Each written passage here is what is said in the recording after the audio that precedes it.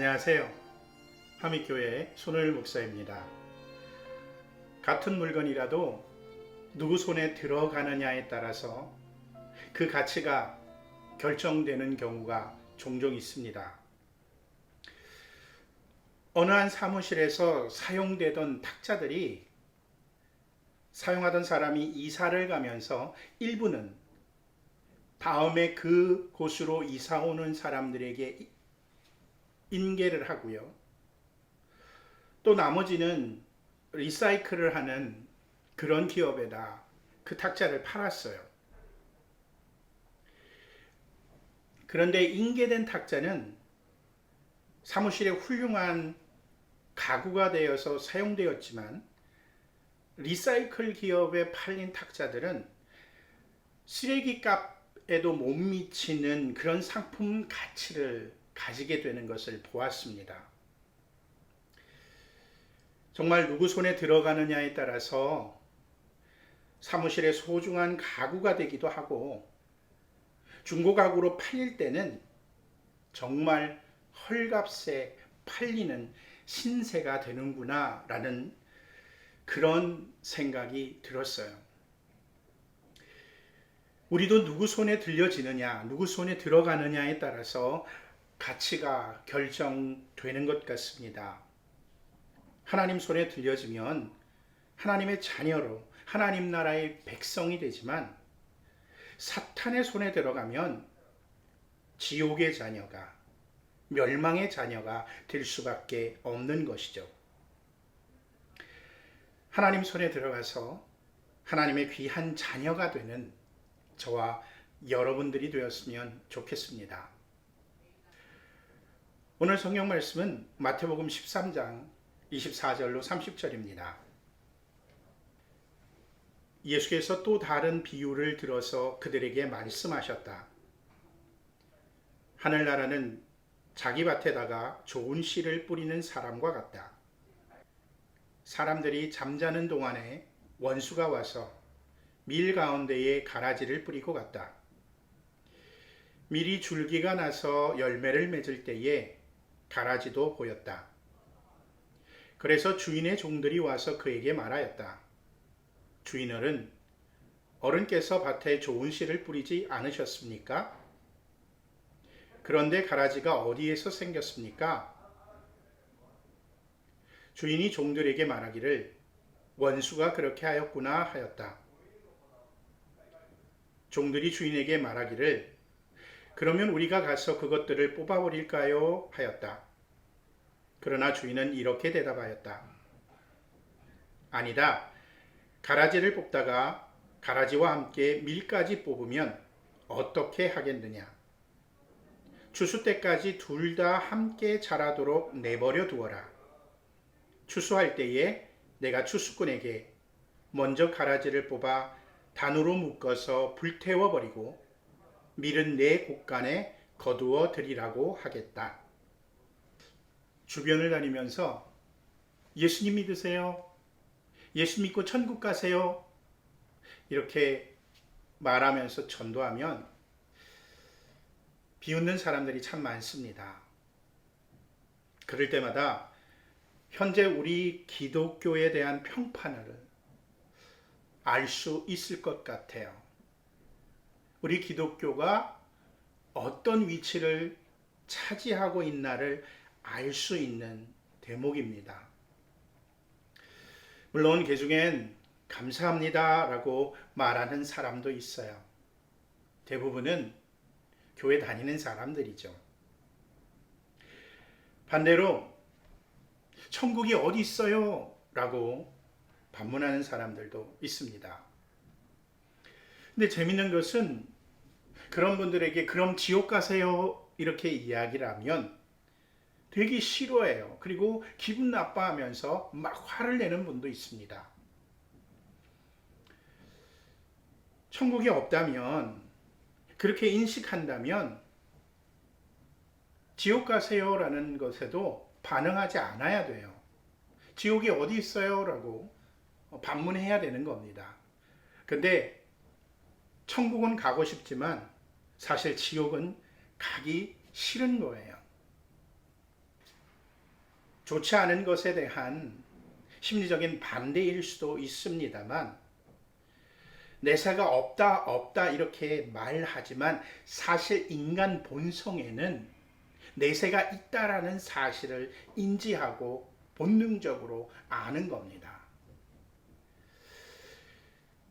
천국은 분명히 존재하며 그곳에 들어갈 수 있는 사람은 분명히 정해져 있다라는 사실이에요. 물론 오해는 마십시오. 원래 정해진 것은 아니에요. 조건으로 주어진 하나님의 은혜입니다. 오늘 본문은 마태복음 13장 24절로 30절입니다만 36절로 43절도 함께 이야기하려고 합니다. 오늘은 예수님의 비유 가운데 가라지의 비유고요. 그리고 그 가라지의 비유를 해석한 것이 36절로 43절이기 때문에 그렇습니다. 하나님 나라는 밭에 좋은 씨를 뿌리는 사람과 같다라고 하셨어요. 36절 이하에 예수님은 해석하시면서 밭은 세상이고 좋은 씨를 뿌리는 사람은 인자라고 하셨어요. 인자는 예수님을 가리키죠. 좋은 씨는 하나님 나라의 자녀인 겁니다.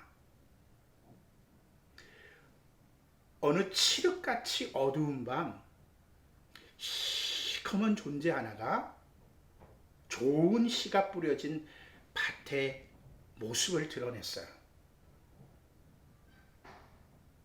그러면서 무언가를 열심히 그 밭에다 뿌리고 사라졌습니다. 그 시커먼 존재는 악한 자예요.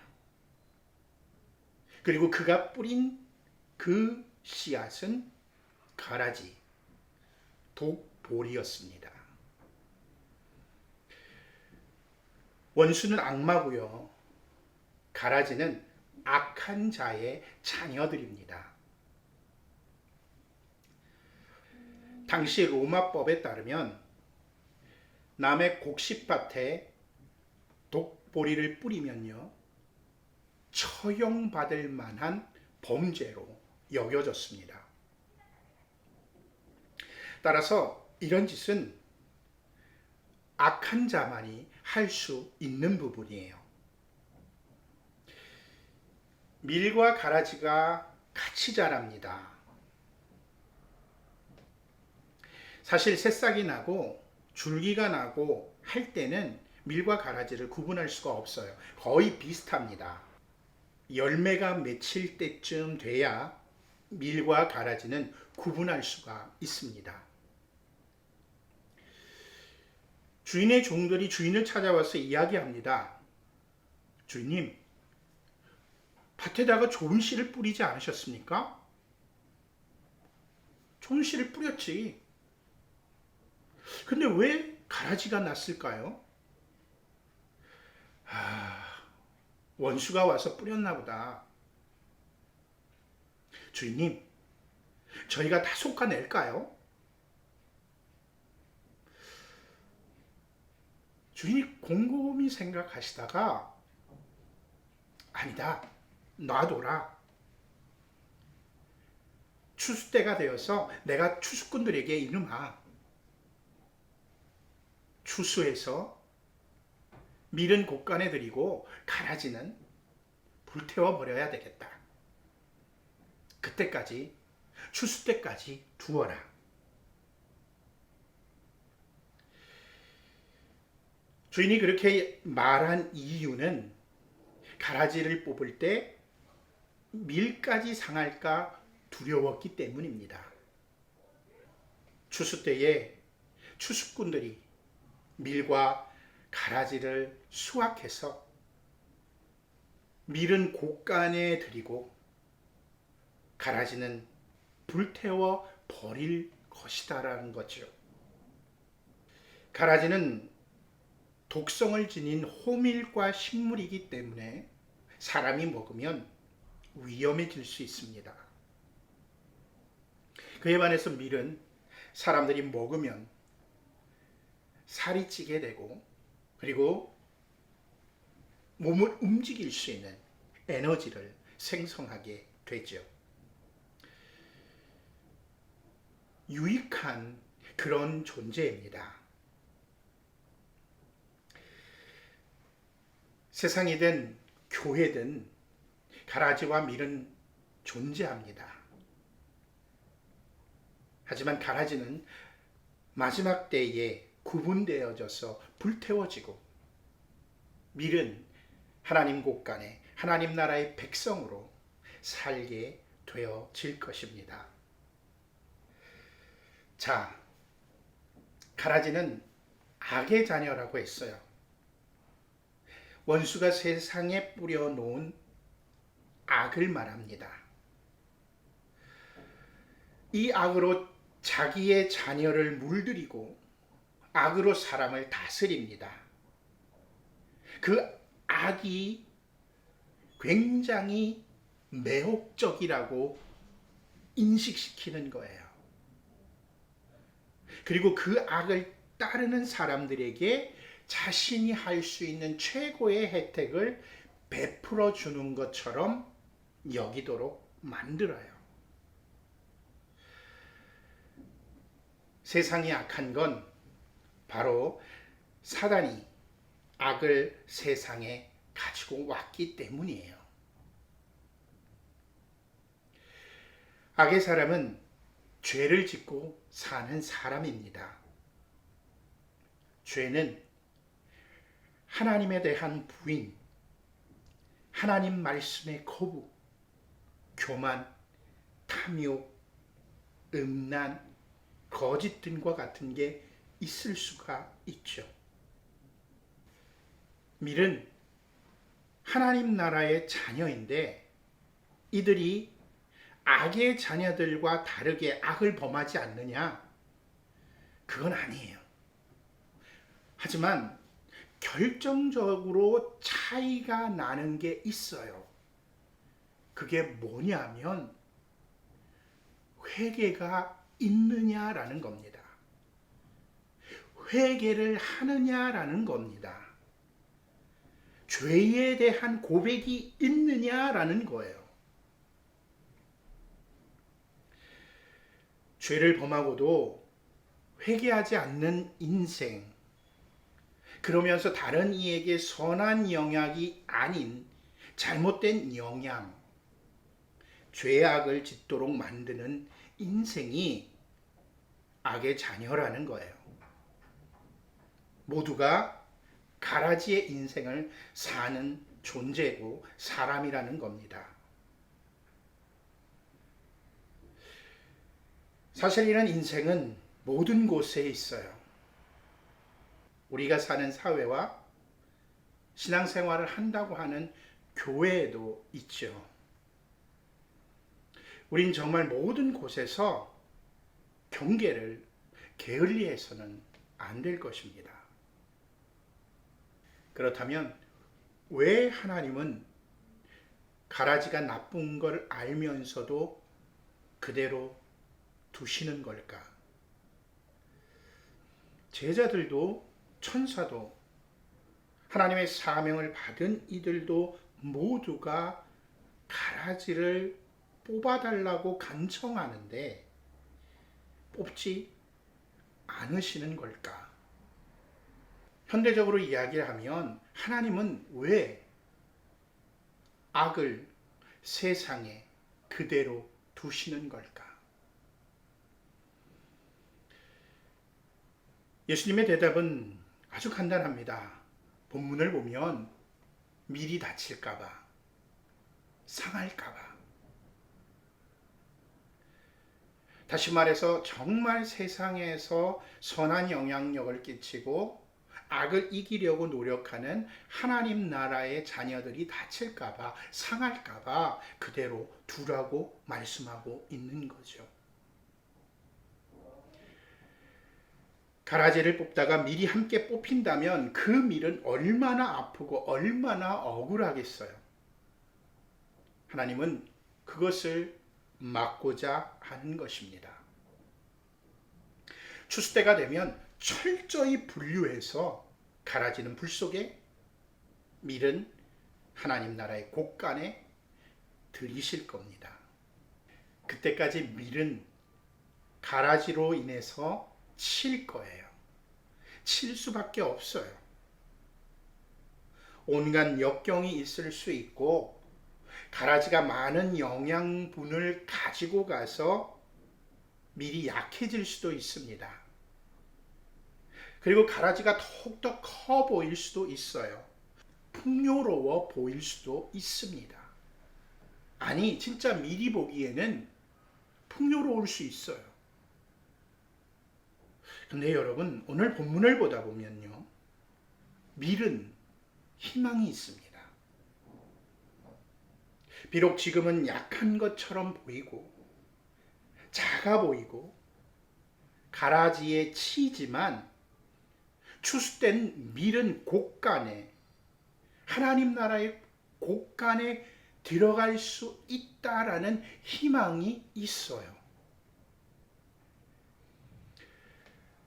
악이 성행하는 것 같고 그렇게 보이고 악한 사람들이 더 풍요롭고 잘 사는 것 같이 보여도 내가 지금 실제적으로 어렵고 힘들어 보여도 우린 마지막 날에 예수님과 함께 하나님 나라에 들어갈 수 있다라는 희망이 오늘 본문을 통해서 깨닫게 되고 들어갈 수 있다는 희망이 있음을 알아야 됩니다.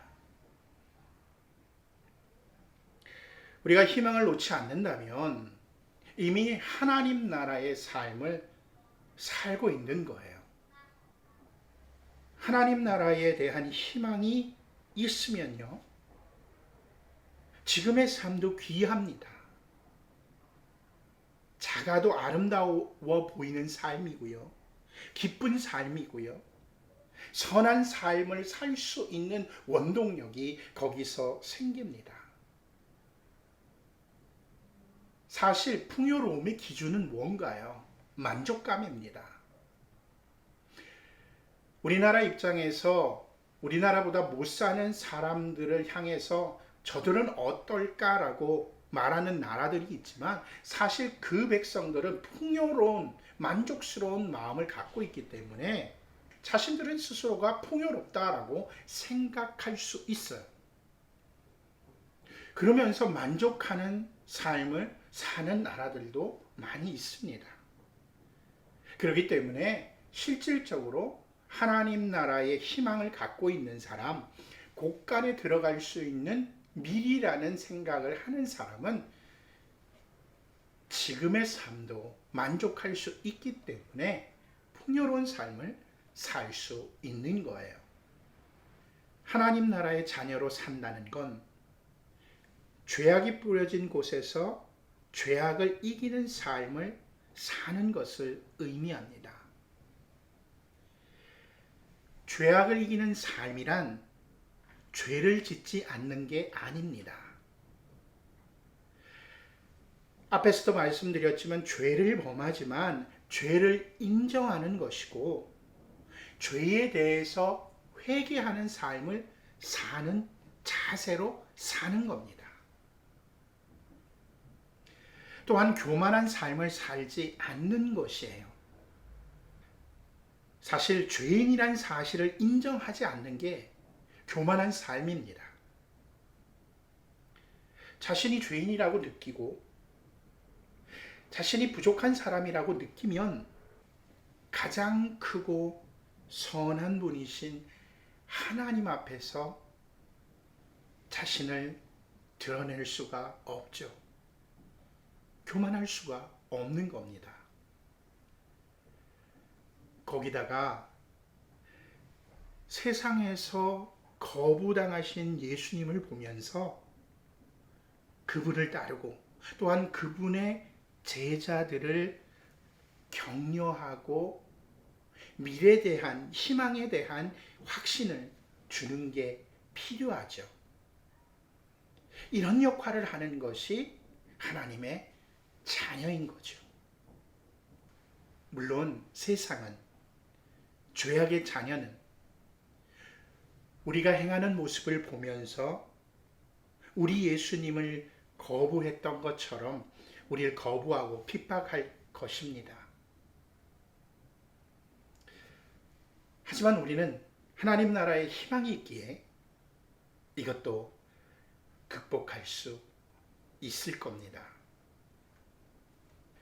우리는 하나님의 자녀로 살아야 됩니다. 하나님 나라의 백성으로 살아야 한다라는 거죠. 세상에서, 교회에서, 그리고 내가 서 있는 자리에서 언제나 죄인이며 하나님 앞에서 부족한 자라는 걸 인정하여 교만하지 않는 삶을 살아야 하는 겁니다. 죄인이기에 언제나 자신의 죄를 돌아보고 회개할 줄 알아야 합니다. 회개하는 삶을 살 때에 예수님 용서의 은혜를 경험할 수가 있게 되는 거죠. 죄로 인해 상처받지 않고 반드시 다가올 마지막 날을 생각하고 그때 우리가 하나님 나라의 시민으로 들어갈 것을, 백성으로 될 것을, 자녀가 될 것을 희망하는 삶을 살아야 합니다. 이런 하나님 나라의 자녀에게, 백성에게 하나님은 정말 43절에 아버지 나라에서 해와 같이 빛나는 그런 복을 주실 것입니다. 반대로 죄악의 자녀는 심판을 통해 바깥 어두운 곳에 쫓겨나 울며 이를 갈 것입니다. 천국에서 해와 같이 빛나는 저와 여러분들이 되길 간절히 축원합니다. 우리 함께 기도하죠. 주님, 죄악의 세상을 살아가며 범한 죄를 회개를 통해 용서받게 하시고 죄인임을 깨닫고 교만하지 않게 하옵소서. 하나님 나라에 대한 소망을 가지고 그곳에 들어갈 것을 염원하며 죄악이 득세하는 지금을 이기게 하옵소서. 기도하겠습니다.